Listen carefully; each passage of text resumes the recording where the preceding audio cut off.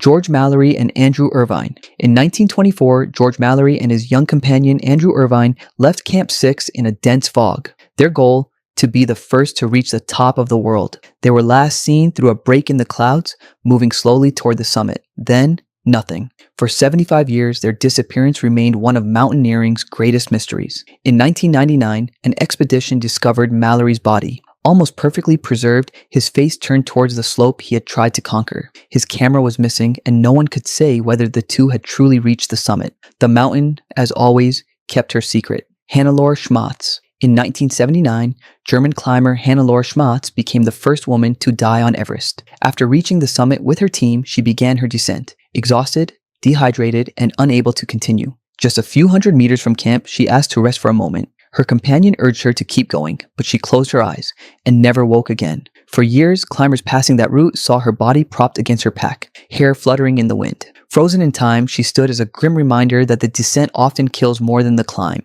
Yasuko Namba. On May 10th, 1996, Yasuko Namba, a 57-year-old Japanese office worker and avid climber, reached the summit, completing her dream of conquering the 7 summits. But on the way down, the weather turned violent. A furious storm hit the southern face. Exhausted and starved of oxygen, she collapsed just meters from Camp 4. Rescuers couldn't bring her back. Her body remained on the mountain for several seasons before being moved. Yasuko's story became a symbol of heroic determination and the terrible price of perseverance. Rob Hall, a seasoned New Zealand guide, was leading a commercial expedition during that same 1996 storm. After escorting his client Doug Hansen to the top, he refused to leave him behind on the descent. Both men were trapped by the wind and snow without oxygen. Stranded above 8,000 meters, Hall radioed his team and then his pregnant wife back in New Zealand. His final words were calm and clear. "Sleep well, my love. Don't worry too much about me."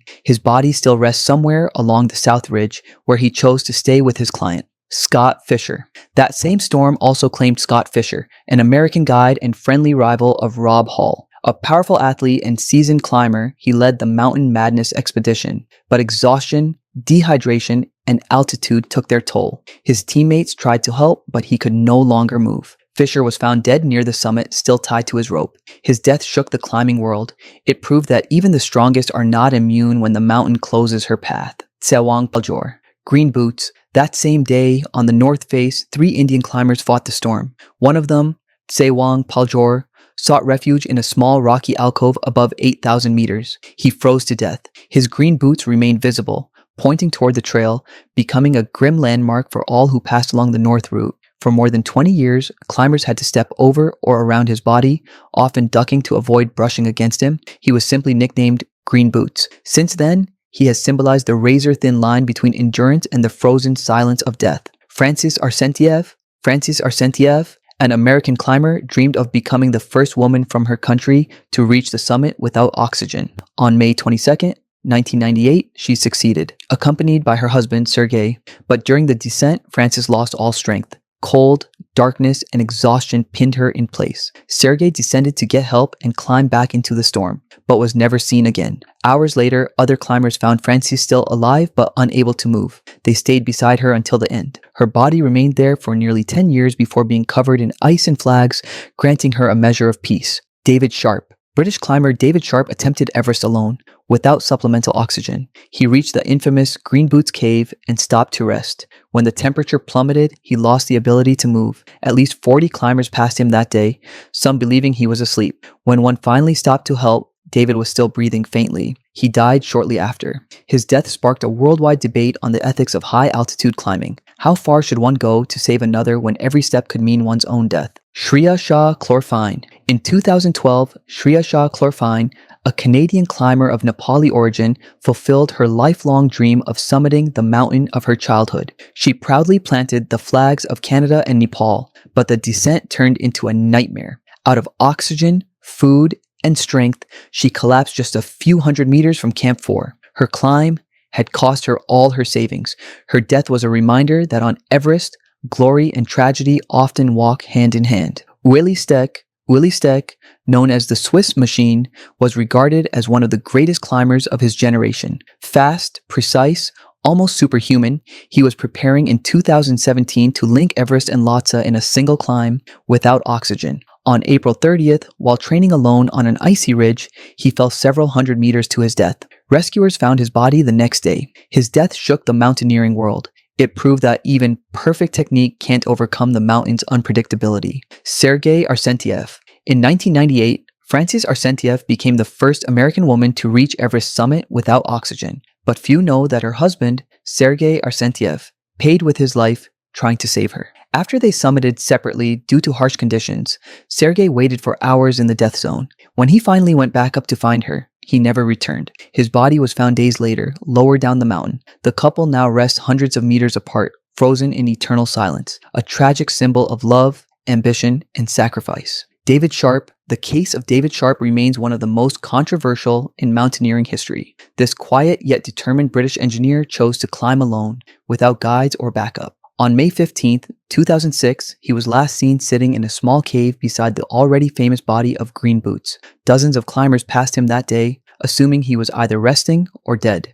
but he was still alive. By the time rescuers understood, it was too late. His story left a lasting scar on Everest's legacy, forcing climbers everywhere to confront a chilling question. How far would you go for the summit, and at what human cost? Shriya Shah-Klorfine. For Shriya Shah-Klorfine, a Nepali-born Canadian, Everest was a dream of a lifetime. After years of saving and training, she reached the top in May 2012, but the descent broke her body. Deprived of oxygen, she collapsed within sight of safety. The Canadian flag she had proudly raised still lives in the memories of Sherpas who accompanied her. Her story reminds us, on Everest, the summit is only half the journey. Tomas Olsson, a Swedish mountaineer and extreme skier, dreamed of doing what no one had done before, skiing down from Everest's summit. Alongside fellow Swede Tormod Granheim, he reached the top on May 16, 2006. But during the descent down the north face, a rope snapped above a vast crevasse. Olsson fell over 2,000 meters. His body was never found. Granheim, miraculously unhurt, was rescued hours later. The tragedy proved a harsh truth. On Everest, even the smallest mistake can cost everything. Min Bahadur Sherchan. At 85, Min Bahadur Sherchan, a former Nepali soldier, sought to reclaim his title as the oldest man to climb Everest. He had held the record in 2008 before being surpassed by a Japanese climber. In May 2017, he set out once again to take it back. But at 5,200 meters, before reaching the advanced base camp, he suffered a fatal heart attack. His dream ended there, at the foot of the mountain that had defined his life. For the Sherpas who guided him, he didn't fail. He died pursuing his passion, keeping his vow to defy age with courage. Nobukazu Kuriki. Japanese climber Nobukazu Kuriki was a loner, known for his solo expeditions without oxygen. In 2012, he had already lost 9 fingers after a failed attempt, but in 2018, he returned, driven and unbroken. He wanted to prove that Everest could still be climbed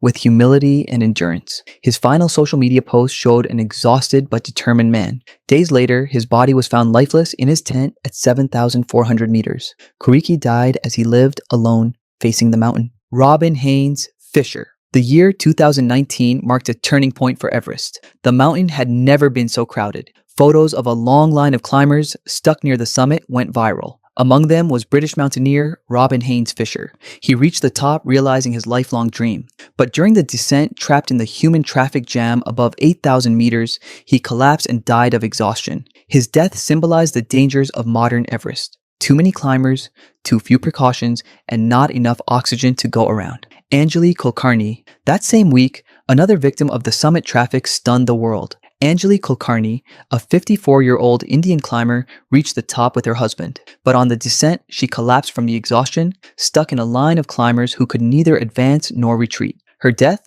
one of several that year, reignited debate over the commercialization of Everest. Today, even death seems to wait in line. Rita Sherpa, nicknamed the Snow Leopard, Rita Sherpa was a living legend. He climbed Everest 10 times, never using oxygen. For decades, he guided some of the greatest climbers on Earth.